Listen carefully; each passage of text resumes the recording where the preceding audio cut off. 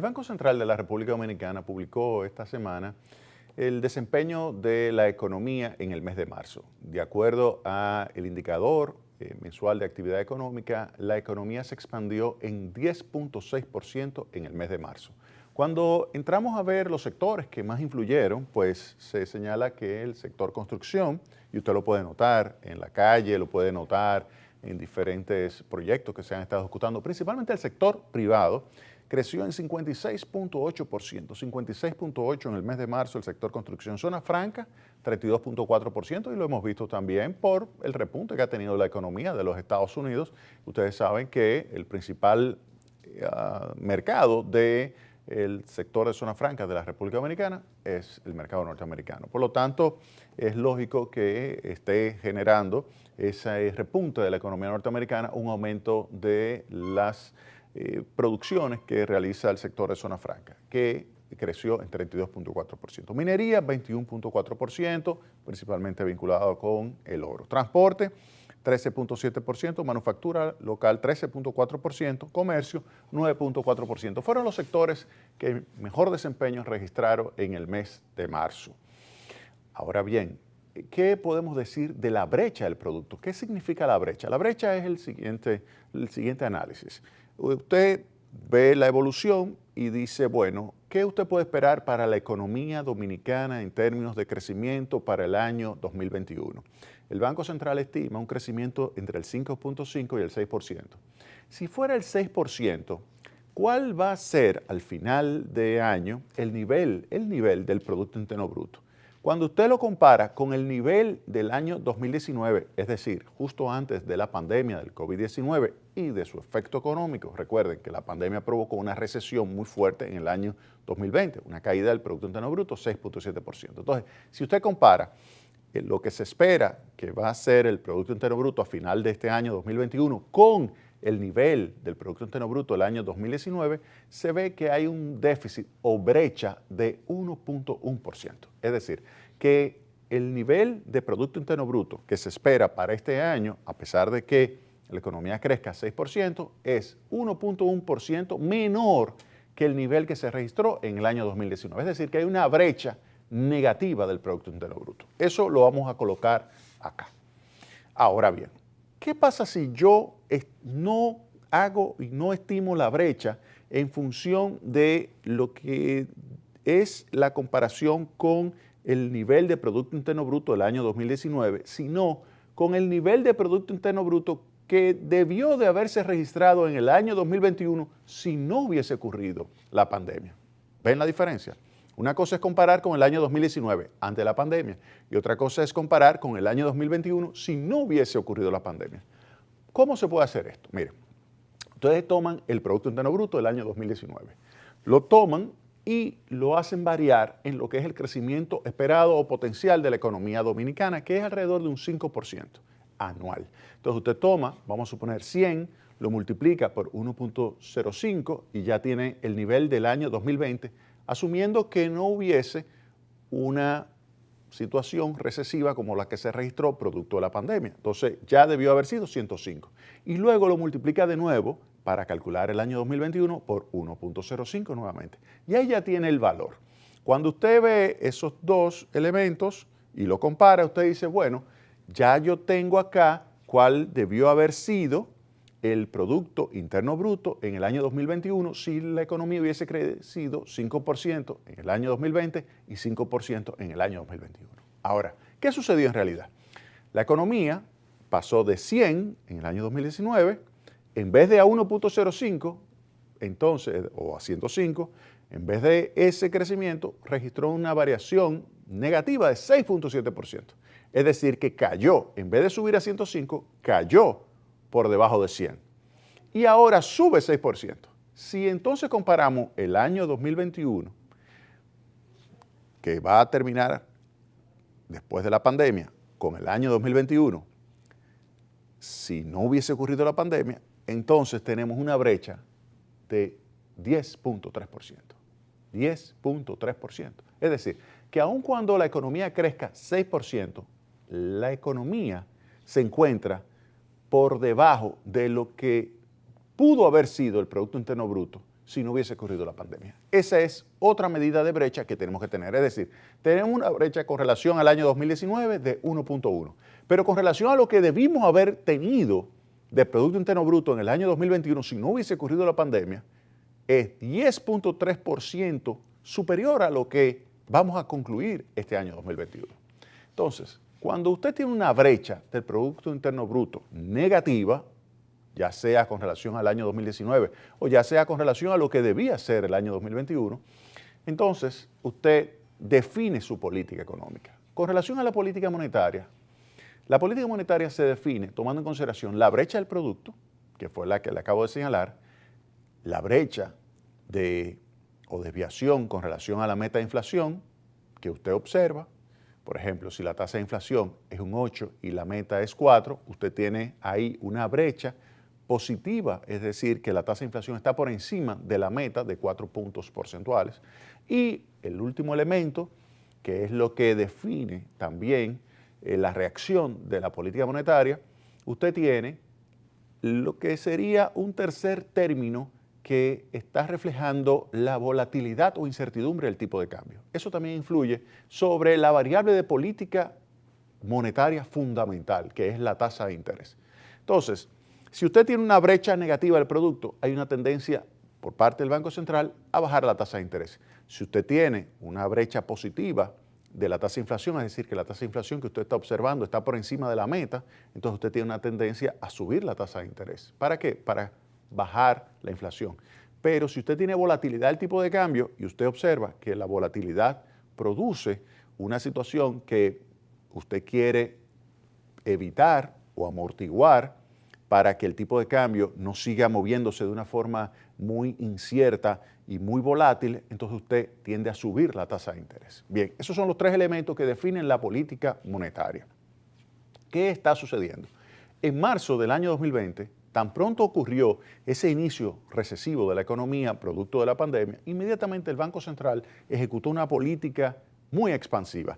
Liberó recursos, puso recursos a circular en tal magnitud que ya a la fecha actual se estima en alrededor de 5% de Producto Interno Bruto la cantidad de facilidades líquidas que ha puesto a circular, de liquidez que ha puesto a circular el Banco Central, 5% del Producto Interno Bruto. Pero además, el Banco Central en el año 2020 ejecutó una política de reducción de la tasa de interés, 150 puntos básicos, es decir, 1.5 puntos porcentuales. Y se conoce cuál es la relación entre la tasa de interés de política monetaria y la tasa de interés activa, la tasa de interés pasiva. Si la tasa de interés de política monetaria baja en 1% o en 100 puntos básicos, también lo va a hacer la tasa de interés activa, que es la tasa de interés a la que prestan los bancos. ¿Pero en qué magnitud? En alrededor una relación de 1 a 2.6, es decir, que baja todavía más acentuado la tasa de interés activa. De hecho, el Banco Central ha señalado que esa reducción de 150 puntos básicos se ha traducido en una reducción de alrededor de 400 puntos básicos en la tasa de interés activa. De tal manera que se incentiva con esa política monetaria flexible, con esa política monetaria expansiva, con esa política monetaria acomodaticia, se ha favorecido la inversión y el consumo privado. Por eso es que usted observa ese boom tan fuerte en el sector construcción. Si usted se da una vuelta por diferentes partes de centros urbanos, como es el caso del Distrito Nacional, la provincia de Santo Domingo, o también la provincia de Santiago o el municipio de Santiago, usted se va a dar cuenta de que efectivamente se está registrando un aumento de la inversión privada, que tiende a estimular la actividad económica. Por eso, cuando decimos que creció en 56.8% el sector construcción, eso se explica fundamentalmente por la política monetaria. La política monetaria, en consecuencia, ha estado condicionada por la brecha negativa del Producto Interno Bruto. Fíjense que, vuelvo y repito, hay tres elementos que condicionan la política monetaria. Uno, la situación de la actividad económica. Si hay una brecha negativa del producto, hay una tendencia a bajar la tasa de interés. Y hay una brecha que se estima para este año de 10 puntos del PIB. 10 puntos del PIB. con relación al año 2019, 1.1, pero sigue siendo negativa. Es decir, que hay tendencia a reducir la tasa de interés y mantenerla baja. De hecho, la tasa de interés que usted puede conseguir para préstamos en la actualidad es históricamente baja. Nunca se había registrado tasas de interés tan bajas, tomando en consideración ya los niveles internacionales de tasas de interés. Entonces, eso es un primer elemento. Los otros elementos, como inflación y la volatilidad del tipo de cambio, señalan que el Banco Central pudiera, con relación a la tasa de inflación, si quisiera, pudiera subir la tasa de interés, pero no lo hace porque le da más prioridad ahora mismo a reactivar la economía. El Banco Central no se preocupa ahora mismo con que la tasa de inflación esté en el entorno del 8% porque tiene la certeza de que las expectativas de inflación siguen ancladas en alrededor del 4% del Producto Interno Bruto, es decir, que va a subir un 8 y luego va a bajar, como de hecho se comienza a observar en algunos indicadores en los Estados Unidos, que es lo que nos da a nosotros también información con relación a la inflación importada. Si usted observa que la inflación importada comienza a descender, pues entonces podemos esperar que también en la República Dominicana comience a disminuir un poco las presiones sobre los precios. Mientras tanto, el Banco Central, como piensa que las expectativas están ancladas en alrededor del 4%, pues prefiere concentrarse en, con su política monetaria, incentivar la economía, reactivar la economía, tratar de que se cree empleo, tratar de que pueda aumentar la inversión, de que pueda aumentar la capacidad de generación de ingresos de la población. Entonces, en eso se está concentrando el Banco Central, es decir, que la política monetaria ejecutada por el Banco Central de la República Dominicana es una política monetaria compatible con la brecha negativa del Producto Interno Bruto que existe en la actualidad. Bien, vamos a dejar ahora estacionado acá la política monetaria. Vamos a analizar la política fiscal. Bien, ¿qué ha sido de la política fiscal? Miren, yo lo voy a descomponer. Primero, la política fiscal vinculada directamente con la ayuda a los hogares y a las empresas durante la pandemia.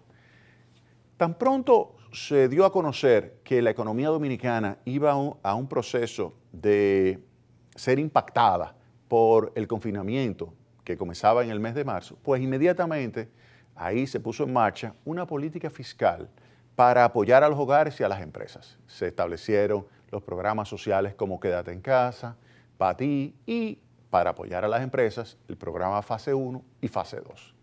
Y eso se estuvo ejecutando hasta el mes de diciembre. Lamentablemente, el gobierno, a pesar de que se le advirtió y se le dijo, señor presidente Abinader, no elimine esos programas porque seguimos con la misma situación. Aun cuando usted piense que la economía ya está más abierta, usted piense que ve más gente en la calle, no, presidente, como quiera. Hay sectores, hay actividades que están siendo golpeadas por la reducción, como es el caso del turismo. El turismo está muy lejos, pero muy lejos de lo que es la realidad. Pero también hay otros sectores y pequeñas y medianas empresas muy golpeadas. Pues bien, a pesar de eso, se decidió eliminar esos programas. Se decidió eliminar algunos en enero, se decidió eliminar algunos en abril. Es decir, que ahora, en los próximos días, ya va a estar eliminado ese programa. El programa Quédate en Casa fue eliminado, el programa Para Ti fue eliminado y ahora Fase 2 fue eliminado, Fase 1 va a ser eliminado. Bien. Entonces, podemos decir que comenzó bien ese segmento de la política fiscal, pero ya ahora se le está desconectando. Ese oxígeno que le estaba dando el gobierno a través de la política fiscal a los hogares, principalmente los hogares pobres, los hogares vulnerables y también a las empresas pequeñas y medianas, pues lo desconecta. Entonces, lo dejamos ahí. Pero vamos a irnos entonces a la política fiscal. Ahí ha sido muy débil. La política fiscal ha sido débil y totalmente incompatible con la brecha que se observa del 10%, esa brecha negativa del Producto Interno Bruto. Una brecha negativa, vuelvo y repito, ¿qué es una brecha negativa del Producto Interno Bruto? ¿Cuánto debe estar en diciembre el Producto Interno Bruto? ¿Y cuánto va a estar el Producto Interno Bruto tomando en consideración la caída de 6.7% del año pasado y el aumento de 6% de este año? En comparación con el Producto Interno Bruto, asumiendo que hubiese crecido 5% el año pasado y 5% este año, que es el crecimiento potencial, es decir, como si fuera la tendencia. Crecimiento tendencial, usted lo coloca con una caída y luego con una subida. ¿Cuál es esa variación acá, esa brecha 10%, 10.3%. Entonces, ante esa situación, ¿cuál es la recomendación para el gobierno en materia de política fiscal? Ya sabemos que el gobierno ejecutó el año pasado, desde marzo. Cuando hablo del gobierno, puede ser el gobierno de Danilo Medina, puede ser el gobierno de Luis Abinader. El gobierno ejecutó una política fiscal adecuada el año pasado. Este año ya desconectó la parte correspondiente a esos programas sociales. Pero la política fiscal, principalmente a partir de agosto y en lo que va de año, ha sido muy débil, muy débil. La política de inversión pública ha sido muy débil, totalmente incompatible con lo que se requiere. ¿Qué se requiere en este momento? Expandir la inversión, expandir la demanda por parte del sector público para reanimar la demanda del sector privado. Eso es lo que se requiere en este momento, crear empleo, movilizar recursos en la economía. Lo más importante es que los recursos están ahí. Miren, para que ustedes tengan una idea, este año se presupuestó invertir cada mes alrededor de 10,000 millones de pesos. En total, 120,000 millones de pesos gasto de capital. Eso fue lo que se presupuestó, 120,000 millones de pesos. Bien. ¿Cuánto se ha invertido en el primer trimestre? ¿Cuánto ha gastado el gobierno en términos de gasto de capital, construcción, transferencia de capital para que otros construyan dentro del sector público?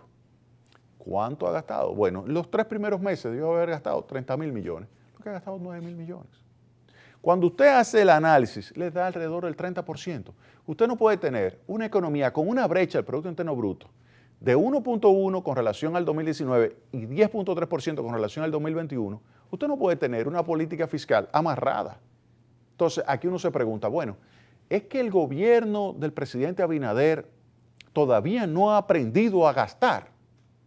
¿Todavía no sabe montar procesos que permitan un aumento de la inversión pública? Cuando yo digo aumentar, implementar y ejecutar procesos, significa cumplir con lo que se establece en la ley 340-06. La ley establece que tú tienes que cumplir un conjunto de requisitos para poder llevar a cabo una licitación para ya sea contratar o comprar bienes y servicios. De tal manera que el gobierno, si no conoce esa ley, si no tiene experiencia en la ejecución, entonces limita su capacidad de poder aumentar la inversión pública. Nosotros señalamos, tan pronto llegó el presidente Abinader, que debía hacerse aprobar una ley especial para el año 2021 con proyectos específicos que le permitieran una ejecución acelerada de la inversión pública, para así reanimar la economía más acelerada. En vez de crecer 6%, hubiésemos estado creciendo 8, 10%. Eso es un rebote fuerte, poderoso, pero no 6. ¿Por qué digo que no 6? Porque es que 6% es un rebote tibio, sabiendo que caímos 6.7% y sabiendo que lo normal para la economía dominicana es crecer entre 5 y 5.5. Rebote de 6 es lento. Rebote de 6 es lento. Y es lento porque todo se le ha dejado a la política monetaria. Todo se le ha dejado a la política monetaria. Óiganme, quien tiene arriba sobre sus hombros poner en marcha la reactivación de la economía es el Banco Central. Pero eso no es posible. La política fiscal tiene que hacer su trabajo, pero la política fiscal es como si tuviéramos, es como que usted está enfrentando un tremendo boxeador, usted con los brazos amarrados. Obviamente le van a dar golpes que usted no se lo imagina. Usted no se lo imagina. Usted tiene que estar moviéndose estilo Muhammad Ali. Usted tiene que tener movimiento para poder tener una buena pegada, pero si usted está amarrado, le van a dar hasta con el cubo del agua. Y eso es lo que ha pasado.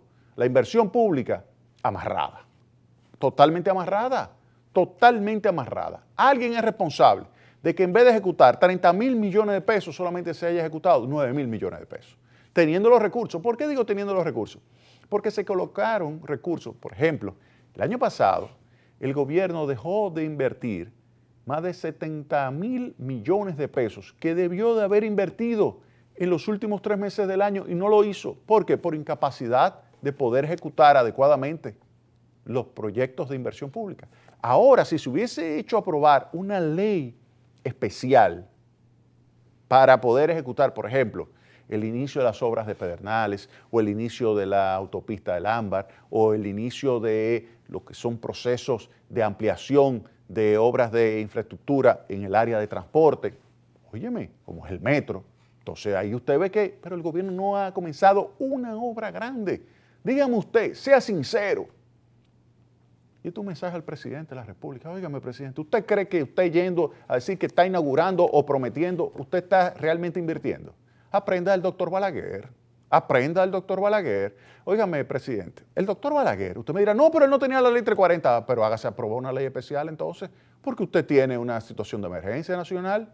¿O usted cree que el 6% ya es suficiente de crecimiento? No, olvídese de eso. Usted tiene que crecer 10, presidente, o 12, presidente. Ahora, aprenda de Balaguer. ¿Cómo hacía Balaguer? Balaguer salía de tomar posesión un 16 de agosto y ese mismo día se estaba reuniendo con los contratistas. Y eso, óigame, antes de él darle un centavo a los contratistas, ya ellos le estaban diciendo, doctor, ¿dónde pongo el Gredar? Y para allá le doy. Óigame, y comienzo a construir. Y olvídese, después el dinero usted me lo paga. Mientras tanto, yo cumplo con mi trabajo y pongo en marcha este país. Óigame, eso lo hizo el doctor Balaguer. Lo hizo en 1966. No tenía recursos para pagar la nómina en 1966. No tenía, y a los pocos meses, después de meter una ley de austeridad y a utilizar todo ahorro que tuvo para reanimar la economía, austeridad en el gasto de salarios, etcétera. Pero inversión pública. A los pocos meses ya tenía recursos. ¿Para qué? Porque el efecto multiplicador le dio capacidad para recaudar y con eso comenzó a pagar los salarios. Comenzó a pagar los salarios el doctor Balaguer. 1986 volvió al poder y ahí fue una maquinaria lo que volvió. Rápidamente puso en marcha toda la economía. La economía en el 87, busque los números para que usted vea el crecimiento en 1987, para que usted vea lo que es una maquinaria del doctor Balaguer. Tome en 1991, después de la crisis del 90, lo que sucedió. El doctor Balaguer, él mismo se reinventa el doctor Balaguer. Entonces, aprenda el doctor Balaguer. Aprenda, presidente Abinader. Hay que poner en marcha la inversión pública.